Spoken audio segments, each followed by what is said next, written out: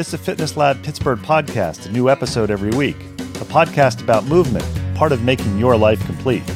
Fitness Lab Pittsburgh, aka FitLab PGH, brings you interviews with people in the Pittsburgh area who understand movement is part of what makes life complete. Looking for a new movement idea or just want to hear interesting stories about people who make movement a priority? This is the podcast for you. Whether you consider the gym, dojo, or fitness studio your third place, or just want to learn more about movement, activity, and fitness to enhance your life, give FitLab PGH a listen. We interview locals in the Pittsburgh area who make Pittsburgh a great place to move. Subscribe to us on Apple Podcasts, Stitcher, or Google Play, or check out our website for other subscription options. Subscribing is free and gives you notifications when we release new episodes. Each podcast episode will be long enough to pique your interest and short enough to hold your attention. Have an idea for an episode? Know somebody we should interview? Or just want to connect with us? Drop us an email, fitlabpgh@gmail.com, or follow us on Twitter or Instagram at fitlabpgh. Already a fan of FitLab PGH? Check out our sister podcast, Moving to Live. Moving to Live is a podcast for movement professionals and amateur aficionados. Moving to Live offers weekly interviews with movement professionals featuring topics from career development to coaching tips and education resources to advice for parents of student athletes. We look forward to hearing from you, and we hope you enjoy our next interview, starting now.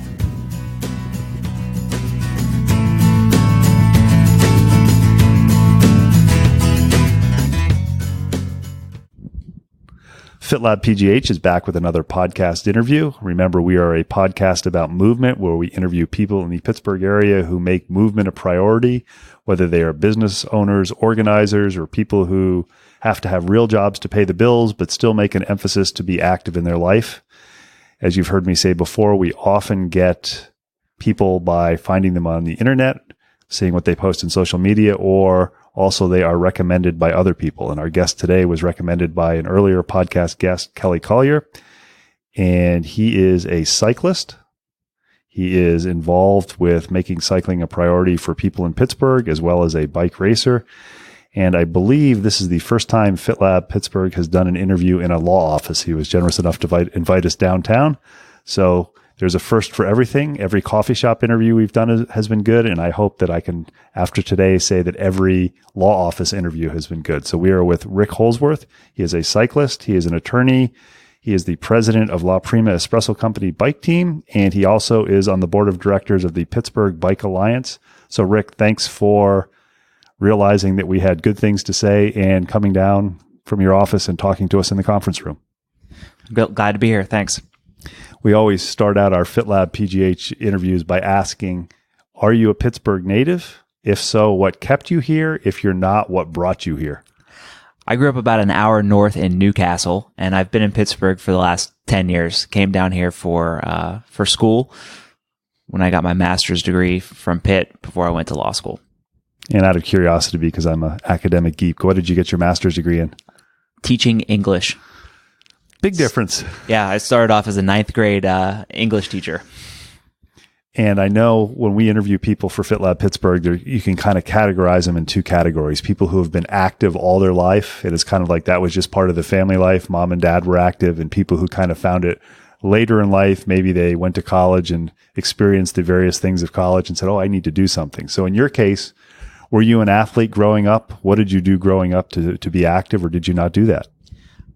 I ran track and cross country in high school and ended up running track and cross country in college at Penn State Barron up in Erie. So I guess I fall into the active all of your life category.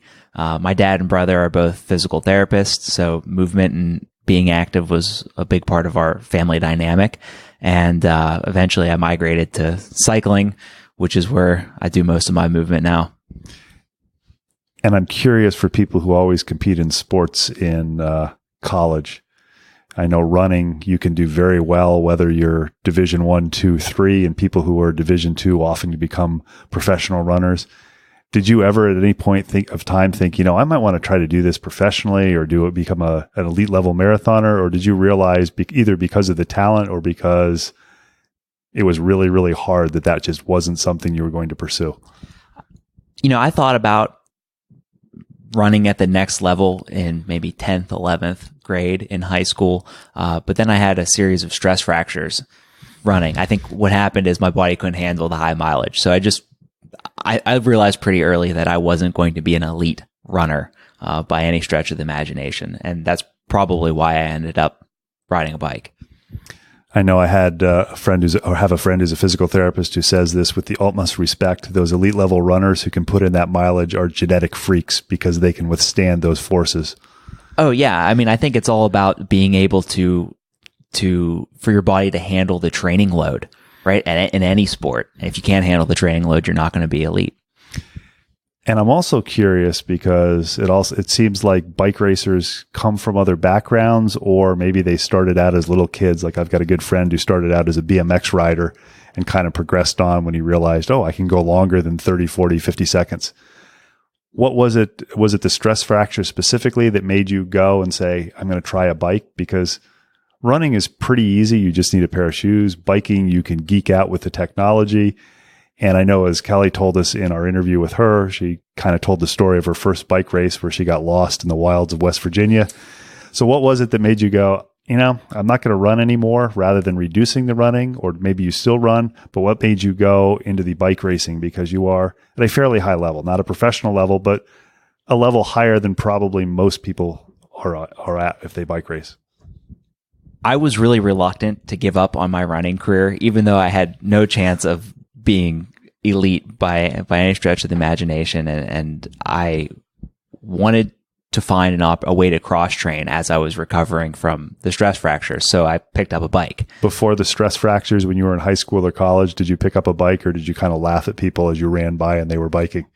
It wasn't even that. I mean, growing up in rural Western Pennsylvania, riding a bicycle as competitive or as a form of exercise, it just wasn't a thing. I mean, nobody did it. It wasn't even on our radar. So you picked up a bike, and there's a big difference between picking up a bike and kind of using it recreationally or using it as a cross-training and working your way up to a Category 2 cyclist, which for people who don't know, is not a professional, but it's somebody who's racing at a pretty high level. I know you and I were talking prior to recording that a Cat 2 is pretty high up. Depending on the part of the country, the Category 2s may be a little bit more competitive. But whatever the level is, it means you've gone through Category 5, Category 4, Category 3, and you're pretty good. So what was it that took you? Was it the competitiveness of the cross country and the track and field, and then the realization, wow, I can put more time in and actually not get hurt, and I can see my physical fitness and my aerobic capacity improve? Or what was it? When I bought my first road bike, it was at a local shop in Hermitage, Pennsylvania. And the guy who sold it to me said, you're going to start off by riding 30, 40 minutes, and then you're going to become addicted to it. And eventually you're going to wake up one day and say, if I'm not doing a 4-hour ride today, there's something missing from my life. And at the time, I couldn't even imagine riding a bike for 4 hours. Now, as my wife will tell you, I'll disappear for 4 hours on the regular basis. So it became an addiction, in a good way. And, I'm a type A personality. I mean, everything had to be bigger, better, faster, stronger the whole way through. I'm always curious with bike riders because I know the perfect number of bikes is N+1, where N is the number you currently have. How many bikes do you have currently? 7. I think that's the record. I have said in the past, I believe when I was in grad school, I had as many as 12 in my apartment. So I'm down to 4. So it is an addiction. 12 is a reasonable number. 4 is not enough. I'm actually considering another one. I would agree with you. I'm really glad my wife doesn't listen to podcasts because if she found out that I have 7 bikes, it would be a serious issue in our marriage. I do have a friend who's married. She's been married for many years. And when he brings a new bike in, he makes sure it's the same color as one of the other bikes she has, so she doesn't notice. I've brought new bikes into the house and she hasn't noticed for several weeks. And that's not recommended because when she did find out, it was a bigger problem than it would have been if I would have been honest up front. And I think it's important for people who are maybe looking at this and looking for ideas to move. Even though Rick and I think the perfect number is N+1 or 2, you really only need one bike. I mean, that gets you out. And then as you get more, as he termed, and I think in a good way, addicted, you realize, well, I have a road bike. If I had a bike with little wider tires, maybe I could do some mountain biking. And there's some great mountain biking around here. Then you think, well, when the roads are muddy and sloppy and a little bit icy, if I had a cyclocross bike, then I could ride on the road and I could do those 4-hour rides, which maybe I couldn't do off-road because it's too muddy in the spring. And then the next step, and I'm kind of wondering on this, is you look at the trails in the winter and realize, if I had a fat bike, then I could maybe go off-road even if there were 3 or 4 or 5 inches of snow. So have you dropped down the fat bike rabbit hole yet for off-season training? I have a plus bike, 27.5 B 3-inch wide tires. I haven't gone the full fat bike route yet. But still, compared to a mountain bike, it's essentially a fat bike. Exactly. You're describing my thought process here in all my purchases. Curious about when you decided to go from the cross training. Obviously, at some point you gave up on the running. It's a lot more fun, people have said, with biking, and I agree that if you have an hour and a half or 2 hours, you can get so far out compared to running and see a variety of things. What was the next step for deciding, I'm going to try bike racing?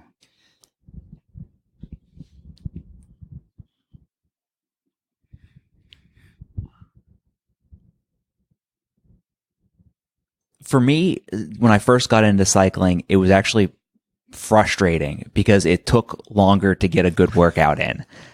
You could get a good running workout in 20-30 minutes. 20-30 minutes on the bike is not nearly enough. So it started off, if I got 45-minute ride in, I was pretty happy. And then it got to the point where I, was doing an hour and a half ride, and I got in my mind that if I was able to average 16 miles per hour for an hour, then I could try bike racing. And I started off doing 14, and then a couple of years later, I got up to 15, and then a year later, I got to 16. And I said, okay, now is the time I'm going to enter my first bike race. I can do 16 miles per hour for an hour. That's fast. I was immediately dropped from my first race, and I ended up riding for 40 miles by myself.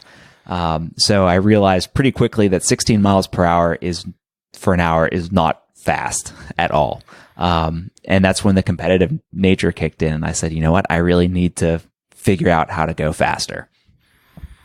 And that's something, as you find other people to ride with, that happens. And also just the time of doing it. I don't think you're the first person or the last person to be dropped with a bike race. I'm fortunate or unfortunate enough. I don't really bike race. I have done some. My first race was in Colorado, and I think I stayed with the pack for about 35 seconds and spent, as you did, 40 or 45 miles going, this sucks. I cannot believe that I am doing this.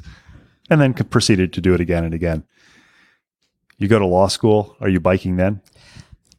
I tried my first bike race before I went to law school. And that's when I realized I wasn't fast. I needed to find people to ride with because you just can't do it by yourself.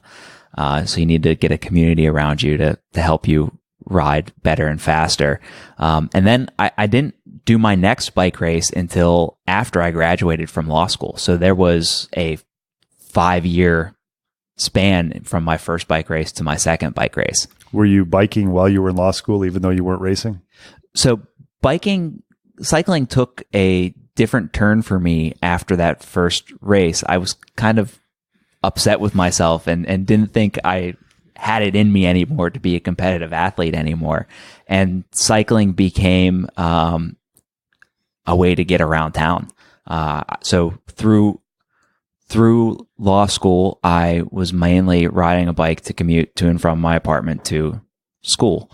But then I realized pretty quickly that the life of a graduate school student is pretty sedentary, and I ended up gaining 35 pounds during law school, and woke up one day and said, you know what, this is not an okay place for me to be. And that's when I got serious about riding the bike again. It's interesting. I interviewed a physician earlier in the week who came to the same conclusion after gaining weight with running. It's like, I need to do something because this isn't good. And I would imagine with relatives as physical therapists, as they looked at you, there was probably a lot of family pressure saying, hey, you need to do something because you're not going to be surviving very long. It wasn't a genuine concern for my health. It was more shaming. And So that's the way things work in my family. And although we don't necessarily approve of shaming, if it's among family members or if it's among fellow bike racers, that's considered appropriate. I would agree with that. You decide to make the next step for trying a second bike race after, and I say this as somebody who commiserates and has been in a similar experience after getting dropped off the back of your first bike race. What was the impetus after commuting, gaining some weight, losing some weight to go, I'm going to give this another shot? Because many people would say, well, I'm done with law school. I'm a lawyer. I'm a professional. That was fun in the back, and I can hang out at the bar and tell people about when I was a bike racer or when I rode, but now it's time to get on with my life. And clearly you have not done that. You've said, this is part of my life. So exercise is not an accoutrement. It's part of your life. Yeah, it's a huge part of my life, and I don't think I was bragging to anybody at the bar about that one time I got dropped at a bike race. So I needed better stories. So maybe that was subconsciously that was part of my decision to try a bike race again. But I just went out and did it, and I did much better the second time around. I joined up with a team. I went on some group rides. I realized that you need to have a coach. Somebody who knows how to race bikes to teach you and guide you along the way. And I started doing it the right way or what I thought was the right way, and started to see a little bit more success. I know people are listening to this, and we've said you're an attorney. I think from reading your bio, you've got a wife, and I believe you have a small child too. People are going to say, how does he find time to do this? Because people often say, I don't have time to exercise, or when they look at things in their life, exercise kind of is the last thing that they make a priority, even though potentially it could have some of the most benefits for keeping them in a high quality of life for numerous years. So how do you find the time, or how do you make the decision that this is something I'm going to continue to do? It needs to be a priority for me. If I don't do my workout as soon as I wake up in the morning, it ain't going to happen. Life gets in the way. I have a daughter who's going to be 2 in September. I have a wife who works. I mean, we all have family obligations. We all have professional obligations. And for me, I need to make the decision that I'm going to get up in the morning. I'm going to do my workout, because if it's not a priority that I do the first thing of the day, it's just not going to happen.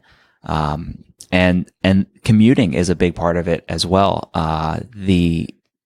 The idea of spending a half an hour each way in a car is a really easy way to fall into this repetitive, sedentary lifestyle. But if you get up in the morning and you get on your bike and you ride 45 minutes to work, you're opportunistically getting your workout in.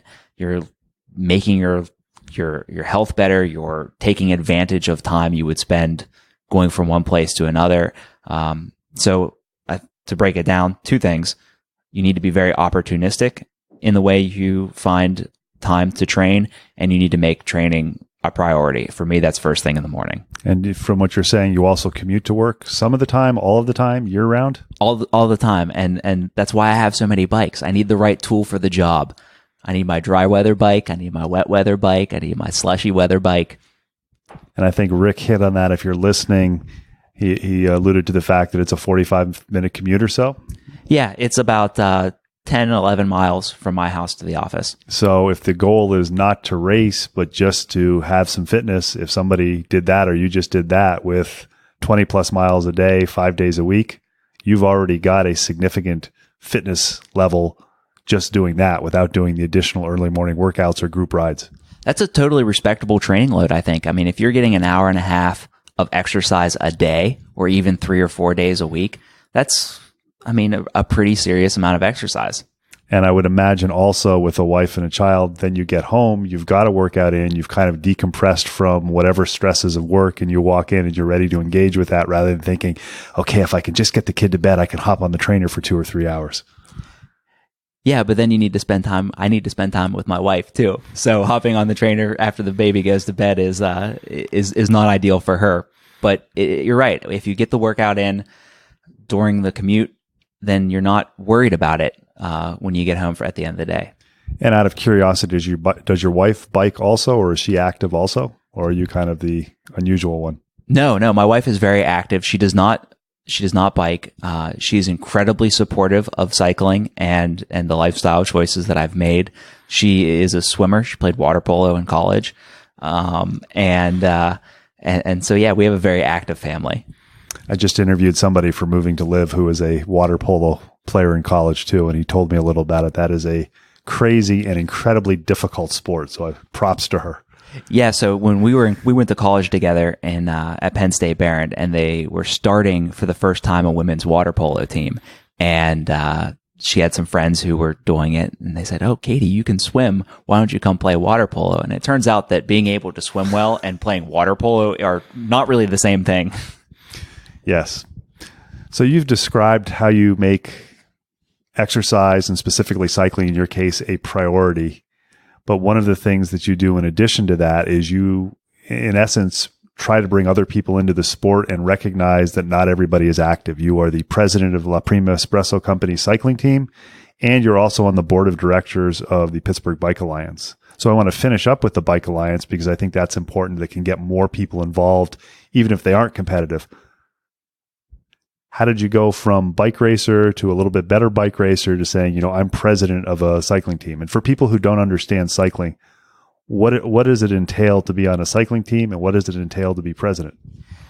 So the way cycling in most places in the United States works is our governing body is USA Cycling. It's the Olympic organizer for the sport of cycling, like USA Tennis, USA Golf, USA Cycling.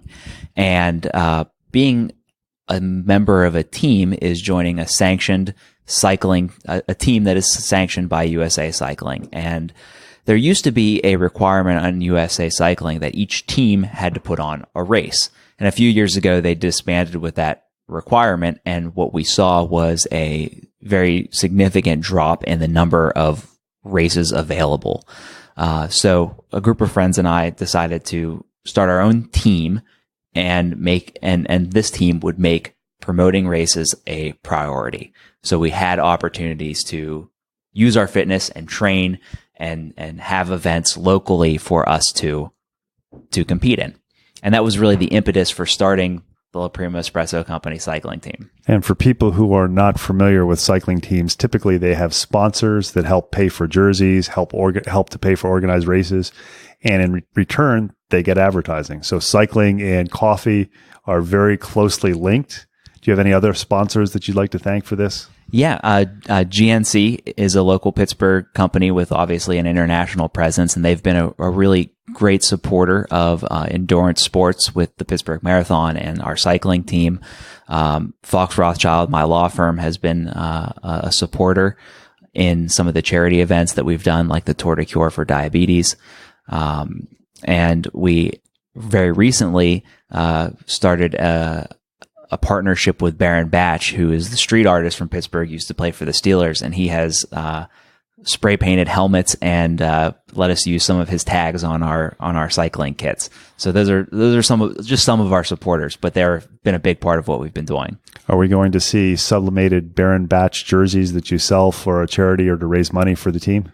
That is a great idea. Let me write that down. So not only do you put on races, but you also do charity events to make awareness for cycling and specific charities. Yeah, absolutely. I've been involved with the American Diabetes Association Tour de Cure for, I think, 3 years now. And one of the things that we've done with that event is bring a Gran Fondo element to the event. And that was to attract competitive cyclists to a charity event by having timed competitive segments to the ride.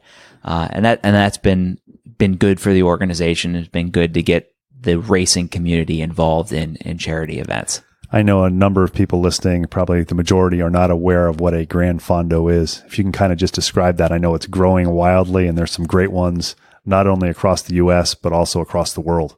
Yeah, so a Gran Fondo is a cross between a bike race and a fun bike ride. And so rather than racing from the beginning to the end, you ride together as a group in a social setting, and then there are specific timed segments where the riders will compete for the best time in those segments. It's almost like an organized Strava KOM hunting competition, which a lot of your listeners might not know about either. But And I know that it's possible that you can do that to be very competitive. You can ride with a race team, or you can ride as an individual and try to go as fast at those time segments. Or there are some people who just do the Gran Fondo type race, not races, but events, because there's usually some pretty sweet swag.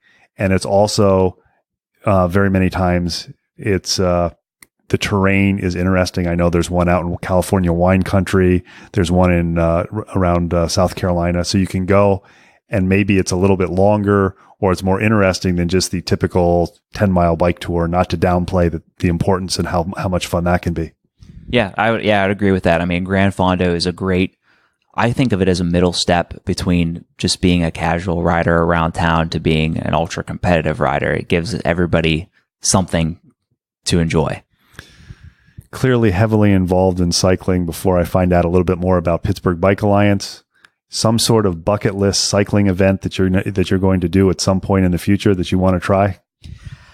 No specific event. A couple of years ago, my wife and I took our baby moon, and we went to the Netherlands with a group with another couple for the beginning of the Giro d'Italia, and so we saw the first 3 stages of the Giro. I was riding the race course before the races actually started, and that was a lot of fun. So I think one of my bucket list items is to go to Italy or France to do some of the epic climbs of the Tour de France or the Giro there.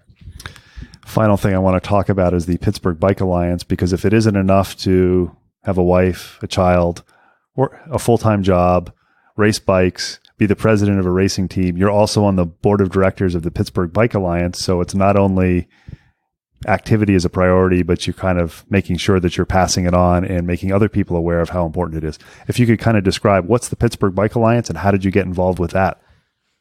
I was asked to be on the board of directors by Kathy Rogers, who owns Aerotech Design Cyclewear. They manufacture cycling clothing here on the north side of Pittsburgh, and she's been a great supporter of cycling and its growth in the area. And she asked me to be a member of this board, which operates the HealthyRide bike share system. In New York, they call it City Bike. In DC, they call it something else. But a lot of the big cities now have these bike shares. And for a small fee, you can rent a bike, ride it to where you need to go, and drop it off. And I really think that this is the future of movement and transportation in the urban setting. And I think it's important. It was important to promote that by being a part of the board of directors. And I've been on that board for just over a year now. And I think if I'm correct in my remembering what I read on the googly web, bike sharing like that is very common / popular in European cities. Yeah, I think it was probably popular there before it became popular here. But I think like Americans often do, we were perfecting the system. We've had the good fortune to talk to Rick Holzworth. He is a bicycle racer, but he also passes it on, and you can tell from the interview that bicycling is a passion for him. And as part of that movement, I think he's given us a great idea of what it's like to be a bike racer, but also allow you to realize that if you're not sure what type of movement you want to be involved in, even if you never race, cycling is probably one of the best things. I know my dad is 82 or 83, and he still cycles in to get the mail and things like that when he has time, because quite honestly, it's fun. So as the Queen song once said, get on your bike and ride. Rick, I want to thank you for talking to FitLab Pittsburgh. I've really enjoyed this and learning more about your journey to become a cyclist. Appreciate it. Thanks for having me.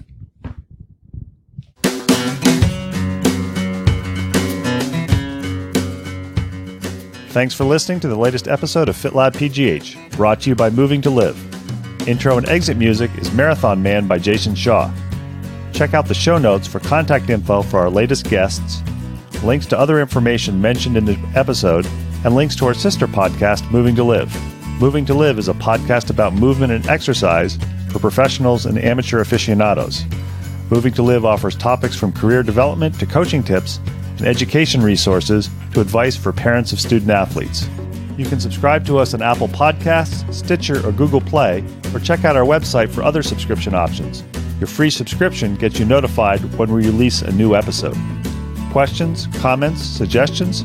Email us at fitlabpgh@gmail.com or follow us on Twitter and Instagram at fitlabpgh and like us on Facebook. If you enjoy our podcasts, please tell your friends about us and consider leaving us a review on Apple Podcasts. Make FitLab PGH a go-to place to learn more about movement in the Pittsburgh area. Until next time, keep on moving.